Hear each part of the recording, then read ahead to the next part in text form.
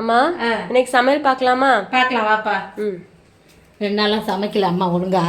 சோறு போட்டேம்மா பிளேட்டில். கோஸு சாம்பார் வச்சுருக்கேன். ஒரு முழு கோஸ் இருந்துச்சு பெருசாக, அதனால் கோஸு சாம்பாராக வச்சுட்டேன் நான். சூப்பர், நல்லாயிருக்கும், டேஸ்ட்டாக இருக்கும் சாம்பார் கோஸில் கூட. அதுக்கு சைட் டிஷ் வந்து சிக்கன் தொக்கு பண்ணிட்டேன். சூப்பராக இருக்கும். எப்படின்னா ஒரு காரசாரமான ஒரு சிக்கன் தொக்கு, காரம் இல்லாத ஒரு சாம்பார், அப்பளமும் வச்சுருக்கேன். வந்து காலையில் பிரேக்ஃபாஸ்ட்டுக்கு வெண்பொங்கல் செய்கிறதுக்காக எடுத்தேன்.